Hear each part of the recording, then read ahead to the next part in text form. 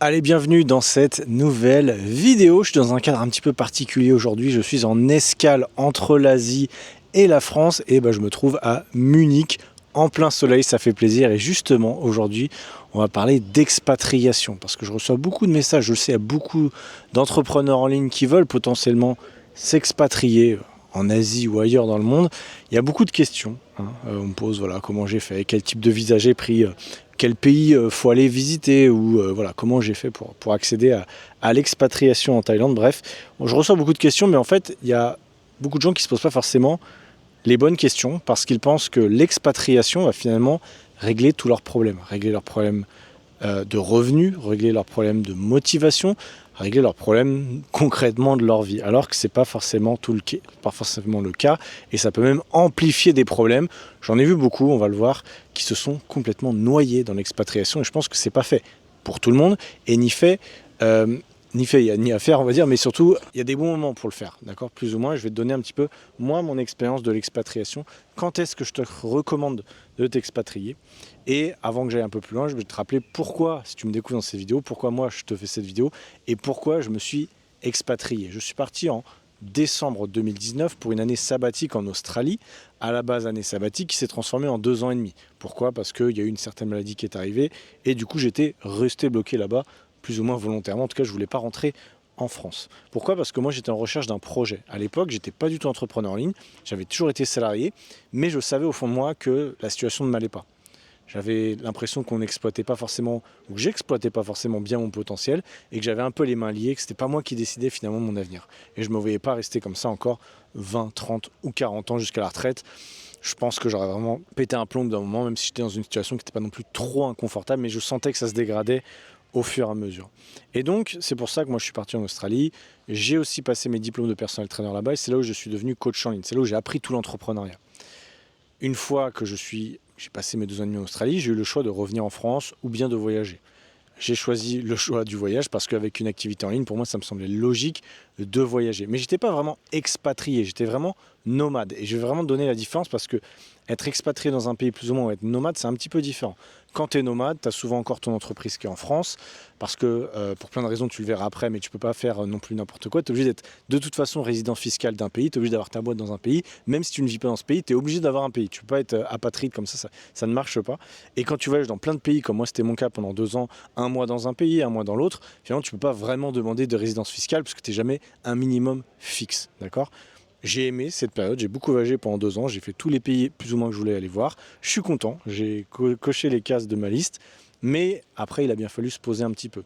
C'est ce qui s'est passé notamment en 2024 quand je suis allé en Thaïlande la première fois et demie on va dire.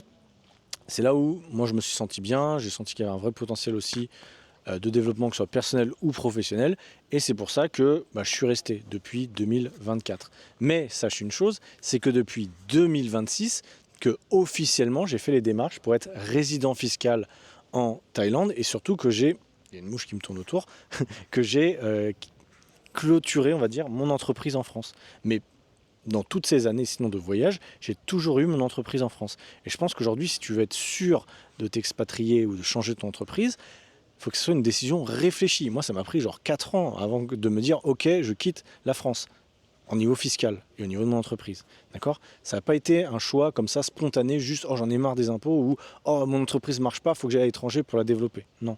Je pense que ça sera d'ailleurs des mauvaises raisons. Et je me le suis noté là. Il y a des mauvaises raisons pour partir, notamment le fait de penser que partir à l'étranger, t'expatrier, tu seras plus motivé.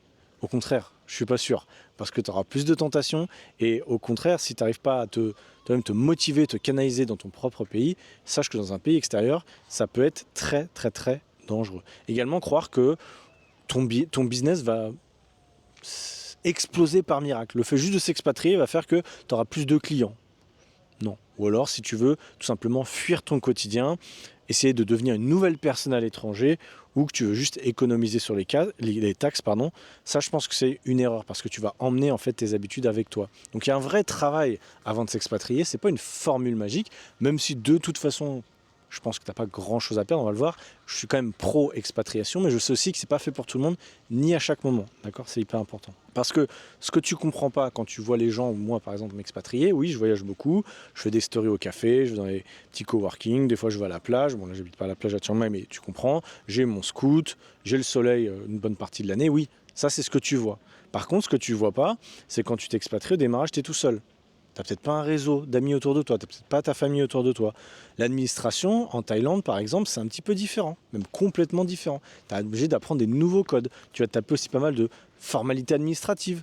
Tu vas devoir aussi, et ça c'est une vraie question que personne ne parle, avoir un visa. Tu peux pas te dire je vais dans un pays et je regarderai quel type de visa me correspond. Non, il y a plein de pays aujourd'hui, 99% des pays ne veulent pas toi sur le long terme, ou alors il faut payer énormément. D'accord? Le monde n'est pas aussi ouvert que tu le penses. Ça, tu le penses parce que tu as toujours été en visa touriste, tu as juste voyagé un mois ou deux. Oui, avec un visa, avec un passeport français, on peut rester 90 jours dans pas mal de pays, ou 60 jours. Mais après, qu'est-ce que tu fais? Tu peux pas rester, tu es obligé de partir dans un autre pays. Donc si tu veux un peu de stabilité, tu dois regarder aussi les visas un peu plus long terme.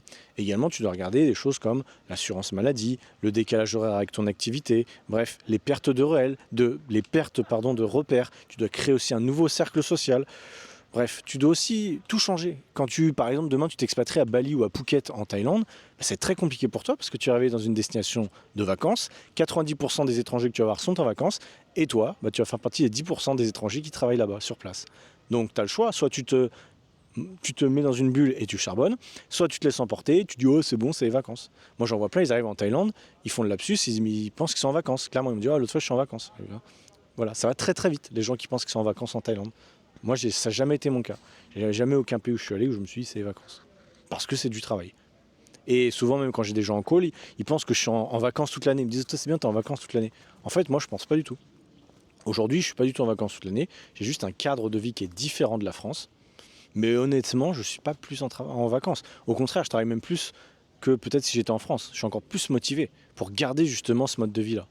Et moi, je vois pas une expatriation comme une facilité pour ton business ou sauvegarder de l'énergie. Non, c'est ton business qui va définir ta vie, c'est pas l'endroit où tu le fais. Ça, je pense que c'est super important. D'accord ? La question qu'on me pose aussi souvent, c'est potentiellement à quel niveau de business on peut s'expatrier. Bon, évidemment, tu l'as compris, il n'y a pas de chiffre magique, même si je vais quand même donner un petit peu mon avis. Si tu n'as pas de ressources financières, je dirais au moins 6 mois dans le pays dans lequel tu vas aller, donc tu comptes 6 mois de dépenses tous les mois. Si tu n'as pas ça de côté, honnêtement, ça va être compliqué de lancer ton activité. Pourquoi ? Parce qu'en fait, il y a des mecs qui pensent qu'en 3 mois, ils vont vivre de leur activité. Aujourd'hui, c'est quasiment impossible. D'accord ? Il n'y a quasiment aucun coach qui vit de son activité, même pas que coach, entrepreneur de manière générale, en 3 mois. 3 mois, ça passe très vite. Tu apprends à peine le métier, tu mets en place quelques petits trucs, tu as tes premiers clients, mais tu vis pas forcément très bien dès le début. C'est très rare. Et donc, il faut au moins que tu aies 6 mois de réserve. Sinon, tu vas être en panique tout le temps. Chaque décision va être drivée par l'argent et au final par l'émotion. Et donc, tu ne seras pas du tout pragmatique dans le développement de ton activité et tu vas faire n'importe quoi. Donc ça, c'est hyper important. Il faut au moins que tu aies des sous d'avance, 6 mois. Idéalement, que tu aies aussi une activité à peu près stable. Moi, quand je me suis réellement expatrié, j'ai passé, je crois, un peu plus d'un an à bosser sur mon activité quand j'étais en Australie. Donc j'étais déjà expatrié, mais je bossais en Australie. C'était vraiment un visa travail-vacances. Je pouvais aussi travailler Uber, je pouvais faire d'autres trucs, mais j'avais un peu de côté. Mais j'étais en Australie. Avant de rentrer en France et de me dire c'est bon, je suis nomade digital, je peux voyager partout dans le monde, j'ai attendu d'avoir au moins 4 000 € de chiffre d'affaires, tu vois. J'ai pas fait n'importe quoi. Parce que ça part très vite. Quand tu voyages, tu as des dépenses beaucoup plus importantes. D'ailleurs, quand tu prends des Airbnb, des hôtels, des billets d'avion, c'est pas comme quand tu es expatrié et que tu restes longtemps. D'accord ? Donc il y a plein de petites dépenses comme ça et c'est hyper important.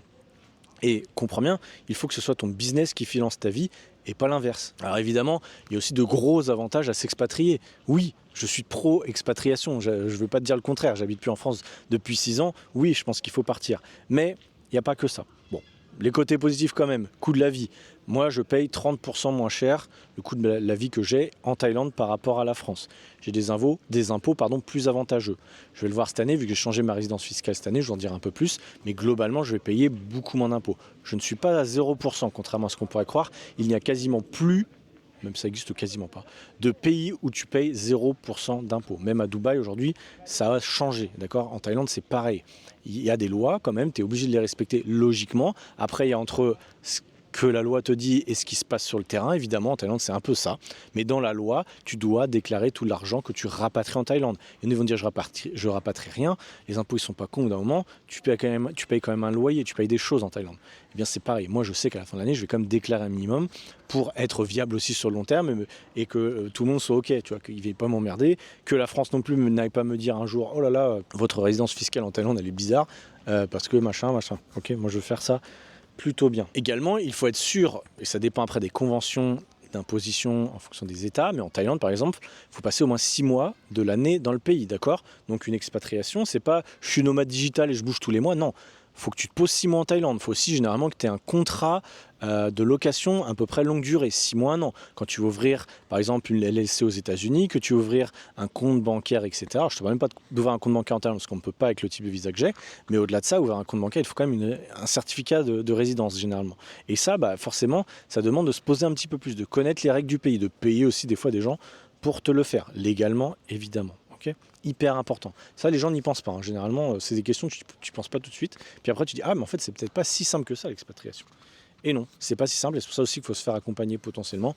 ChatGPT est d'une bonne aide, mais bon, c'est pas le seul outil d'aide, évidemment. Il faut regarder un peu ce que font les autres aussi. Ou potentiellement demander à des avocats fiscalistes ou des gens, voilà, des sociétés qui sont prêtes à t'aider sur ça. Moi, j'ai une société qui m'aide pour la société que j'ai ouverte aux États-Unis. J'ai aussi des gens qui m'aident aussi en Thaïlande pour les numéros taxes et la déclaration fiscale. Parce que moi, tout seul, je pourrais le faire, mais c'est très compliqué. J'ai pas une perte de temps et je préfère payer quelqu'un pour le faire correctement. C'est pareil quand j'étais en France, j'avais aussi un comptable. Je payais aussi un organisme de formation pour mieux m'aider sur toutes ces questions de fiscalité que je déteste. Aujourd'hui, tu passes trop de temps là-dessus, c'est pas normal. Délègue, paye quelqu'un pour le faire à ta place. Bon, également, quand tu es à l'étranger, alors pour ma part, je suis plus focus sur mon business et j'ai moins de distractions.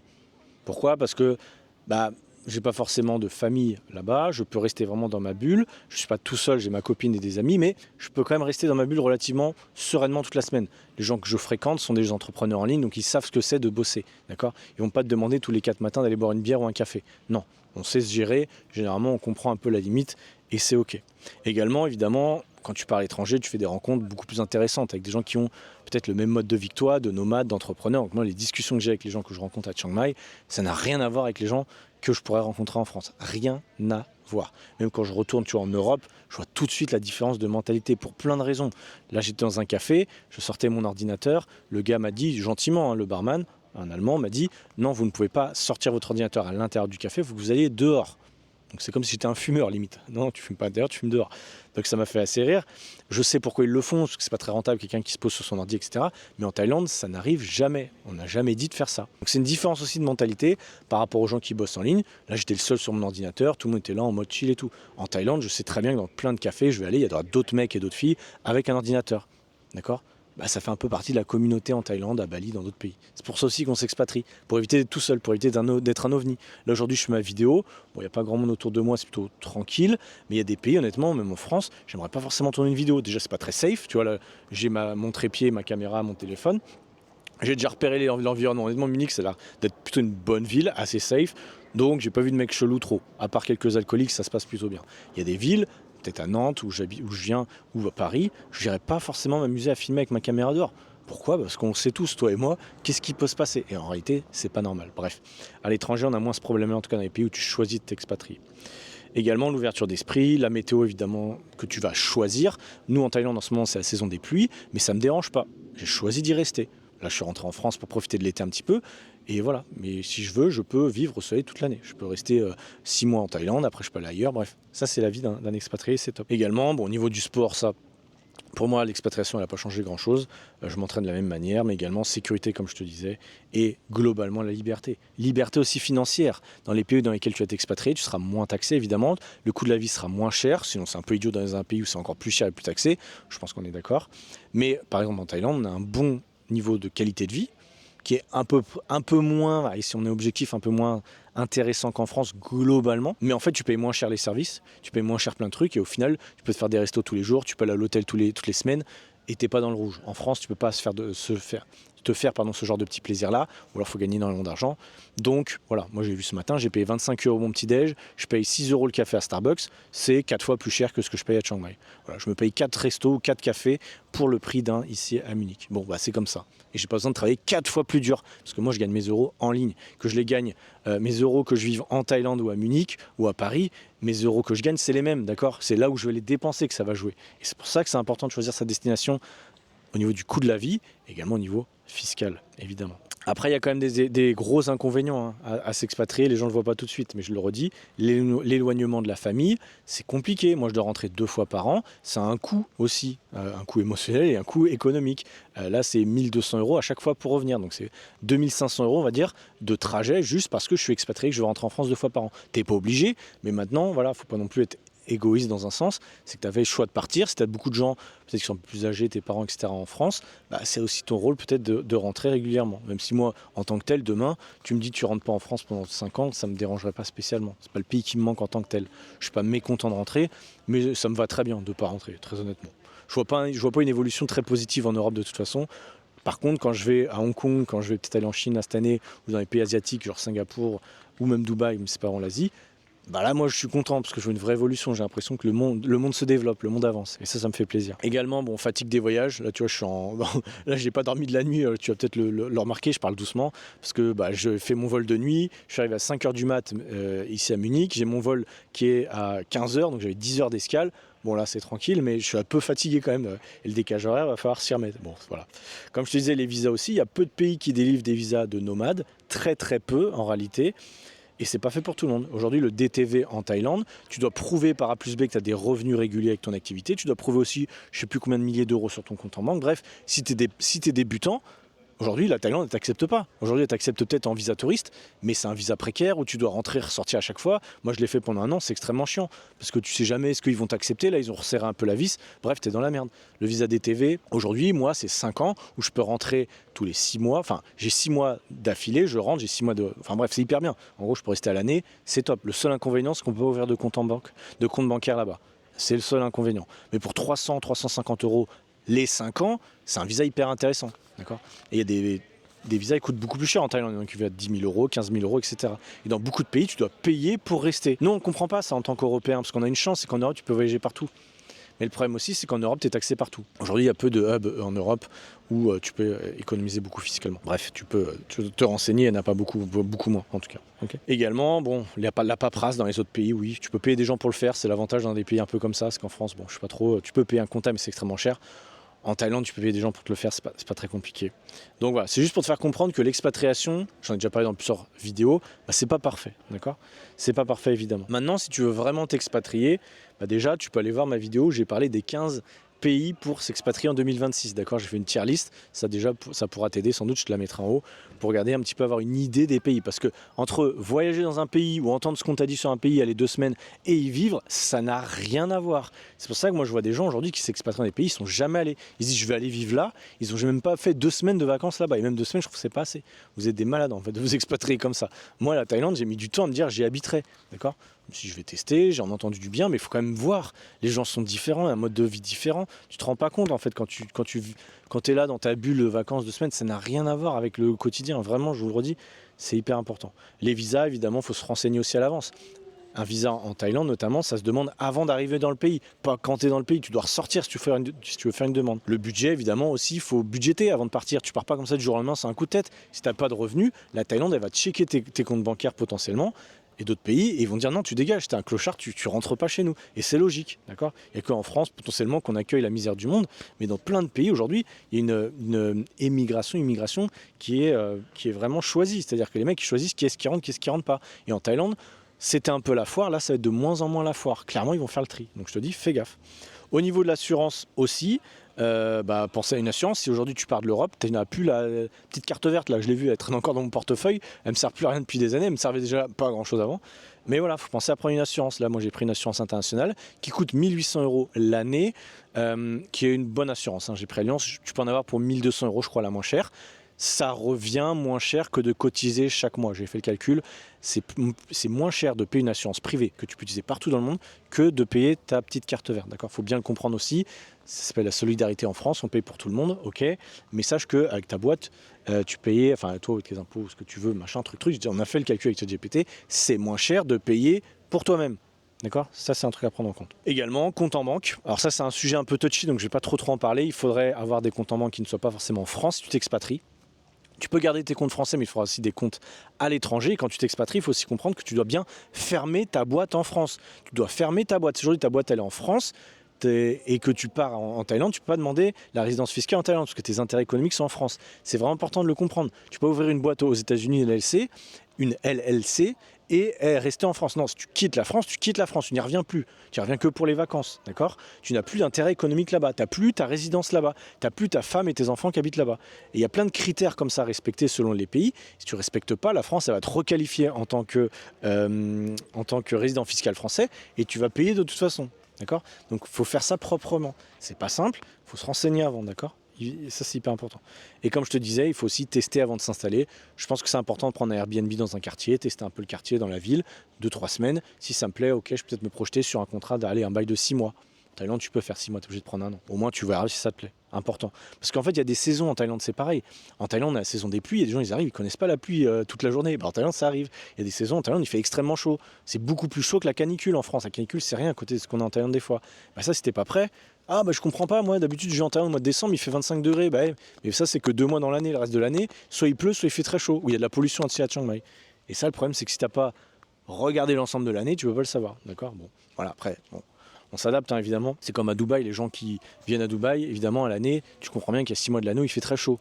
Soit tu pars de Dubaï, tu vas dans un autre pays, soit tu l'acceptes, et puis voilà, bon, c'est comme ça. Ok ? Hyper important. Donc ne prends pas ta décision juste après une journée de vacances là-bas. Ah, c'est trop bien, j'ai envie de vivre là-bas, je vais m'expatrier. Non, pour moi, c'est des réflexions qui mènent à l'échec. T'as pas de business en ligne, t'as juste vu une destination de plage, tu dis je vais m'expatrier. Non, structure ton activité en ligne, forme-toi, aie des bons revenus pendant au moins 1 an, et ensuite planifie ton expatriation. Je rigole pas, il y en a beaucoup qui se crachent comme ça, j'en vois plein en Thaïlande qui arrivent, pendant 2-3 mois ils sont tout feu follet, ouais je vais ouvrir un business, je vais devenir ci, je vais devenir ça. Je vais le redemander 2 mois après, il n'avait pas avancé, il me dit non, du coup je vais rentrer en France. Parce qu'en France, vous avez une sécurité tous, c'est le chômage, c'est le RSA, c'est tout le bordel. Mais quand tu pars à l'étranger, t'as pas ça. C'est toi, t'habites ton couteau. Si tu n'arrives pas à vivre de ton activité en ligne, t'es mort. Et ça, c'est vraiment important de le comprendre. Il y a beaucoup d'entrepreneurs aujourd'hui qui vivent juste du chômage, même à l'étranger. Non, ils trichent sur ça. Moi, j'ai jamais eu le chômage de ma vie. Je me suis toujours débrouillé différemment. Bon, chacun fait ce qu'il veut. Mais c'est hyper important. Quand tu es entrepreneur, tu ne comptes que sur toi-même. Tu le redis, au niveau de la santé, c'est toi qui payes ton assurance. Au niveau de tes logements, ta bouffe, c'est toi qui payes. Tes voyages, c'est toi qui payes. Il n'y a personne qui va t'aider. Il n'y a plus l'URSSAF, les aides, les machins. Non, c'est terminé ça. Et c'est important de le comprendre, ok ? Donc, je te remettrai la liste, le petit pays, la liste des 15 pays si tu veux vraiment voir la vidéo complète où s'expatrier. Évidemment, je te fais une mini-liste. Thaïlande, Vietnam, Malaisie, Indonésie, Bali notamment, Portugal en Europe potentiellement, Malte, Chypre aussi, pourquoi pas. Voilà, c'est des pays où c'est envisageable de s'expatrier. C'est pas toujours les pays, tu sais, ils veulent s'expatrier au Japon, Corée et tout.